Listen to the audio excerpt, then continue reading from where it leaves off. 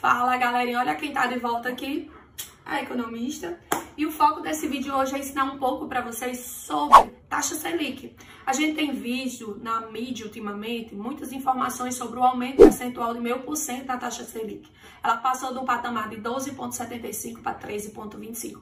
Sim, e daí? O que é que eu tenho a ver com isso? Então vamos dar educação financeira para você e você vai compreender de fato o que isso aí pode impactar na sua vida.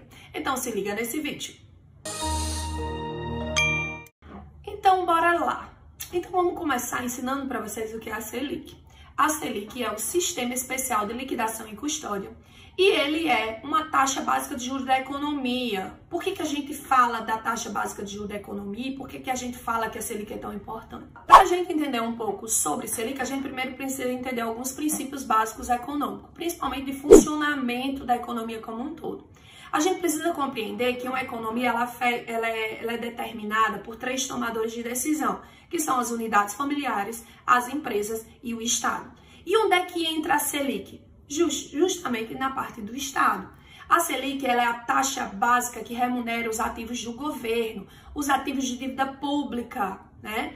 Ah, professora, mas de fato, o que isso implica sobre mim?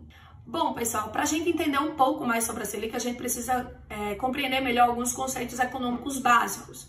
Primeiro, a gente precisa entender quem são os agentes econômicos. Hoje, no nosso modelo econômico, nós temos as unidades familiares, nós temos as empresas e nós temos o Estado.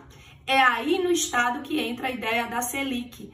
A Selic se chama Sistema Especial de Liquidação e Custódia e ela liquida a custódia de que tipo de ativo? Dos ativos do governo, os ativos de dívida pública do governo. Sabe aquela conversinha quando o Estado não tem dinheiro suficiente para arcar com as despesas que eles foram realizadas durante o período? Como é que ele faz? Ele se endivida como nós fazemos. Quando a gente chega no final do mês que a nossa conta, o nosso orçamento não bate com as despesas que nós realizamos, automaticamente a gente vai fazer algum tipo de dívida, seja no cartão de crédito, seja em instituição financeira, através de um empréstimo. Então, o governo, por si só, ele faz isso através do endividamento público. Ele faz um processo de autoendividamento, ou seja, ele mesmo emite os títulos de dívida pública e vende à sociedade, remunerando eles a Selic. A Selic, ela é a principal taxa de juros da economia. Por quê? Porque os outros agentes estão de olho. As famílias e as empresas, elas dependem muito de como o governo está operando essa taxa de juros. Então, bora lá. Então, entendido que o governo ele vai pagar os juros conforme a Selic da sua dívida pública, a gente pode evoluir a nossa discussão para explicar a evolução do aumento da taxa básica de juros da economia. O ano passado, em 2021, o ano iniciou com a taxa básica de juros de 2%, porque o governo vinha numa prática, através do Banco Central, de redução da taxa de juros, justamente para reduzir os juros da dívida pública, os juros que o governo tem que desembolsar todo o ano para arcar com essa despesa, já que é um endividamento, e todo endividamento tem pagamento de juros. Porém, nos últimos 2 anos, a gente vem observando, por causa da pandemia, isso não é uma tendência apenas a nível do Brasil, isso é uma tendência global, que você observa que a inflação ela tem se apresentado acima de 2 dígitos, acima de 10%. O que é inflação? Perda do poder de compra.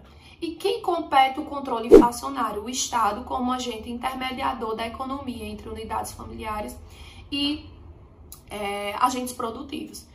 Então, o Estado ele começou a praticar, através do Comitê de Política Econômica, o Copom, e o Banco Central, a prática do aumento da taxa básica de juros da Selic, mesmo sabendo que isso vai implicar num aumento de despesa relacionada a juros por parte do Estado. Vocês imaginam que o Estado ele vai sair de um patamar de 2% de juros para agora 13,25%. Ah, então o que isso pode provocar? O grande problema do aumento contínuo da taxa básica de juros para o Estado é o risco fiscal, né? A gente chegar ao ponto que o Estado não vai ter condição de arcar com a despesa com juros da dívida pública. Então, esse é um dos ônus que vem se apresentando com esse aumento da taxa básica de juros para o Estado. Porém, o que isso implica para a sociedade, as pessoas, as unidades produtivas em geral? Significa que quando a taxa básica de juros se eleva, as outras taxas de juros também se elevam. E isso faz com que o crédito se torne muito caro. nós podemos consumir de duas maneiras, seja ela porque eu tenho renda, seja ela porque eu tenho crédito.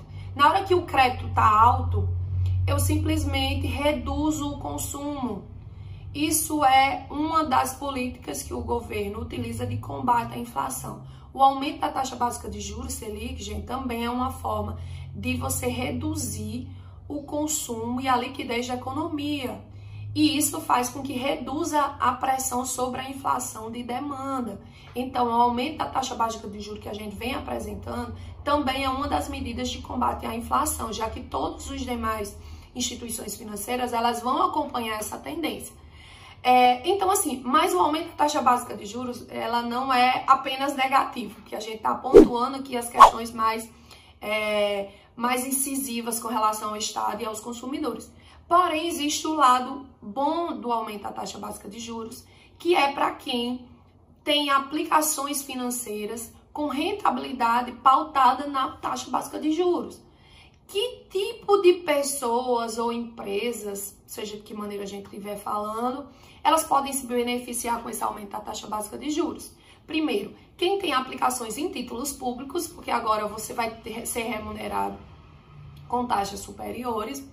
Quem tem aplicações em caderneta de poupança, porque a caderneta de poupança ela tem um gatilho, inclusive a caderneta de poupança será um tema de um dos nossos vídeos, futuros vídeos aqui no nosso canal. E quem tem aplicações em títulos de renda fixa, né? A renda fixa, a partir do momento que você tem taxas de juros mais elevadas no mercado, elas se tornam extremamente atrativas. Então, só para a gente fazer uma comparação, existem títulos de renda fixa hoje que estão rendendo aí entre 13% e 14%, enquanto você vai ter uma inflação aí no patamar de 12%, então nominalmente você estaria ganhando 2% aí. Então, os títulos de renda fixa, os títulos de Tesouro Nacional, eles voltam a ser opções de investimento extremamente seguros, no sentido da rentabilidade, e extremamente atrativos, já que estão conseguindo trazer uma perspectiva de rentabilidade muito superior ao que a gente pode observar nos demais mercados. Então, assim, quando o governo ele mexe na Selic, ele está mandando indícios para o mercado. Ei, alguma coisa não tá legal. A gente está com um problema inflacionário, a gente pode ter um problema fiscal. Então, assim, são questões que a gente não pode se eximir do processo ou se eximir de conhecer e de entender, porque nós somos um agente econômico e tudo que nós consumimos, todos os nossos processos de tomada de decisões, elas vão ser interferidas por essas mudanças. De maneira sucinta, gente, vou pontuar aqui as principais informações que a gente discutiu nesse vídeo. Primeiro, o que impacta o aumento da Selic para você? Disponibilidade de crédito. O que significa se vocês precisarem fazer financiamento, mesmo que instituições privadas, as taxas de juros que as instituições financeiras vão lhe oferecer, elas serão mais altas? Sim. Então, o crédito está mais caro? Evitem financiamento com taxas de juros altas, o conselho que eu dou. Faça um processo de reflexão se efetivamente vocês têm a necessidade daquele financiamento naquele momento. Não é o momento de fazer financiamento.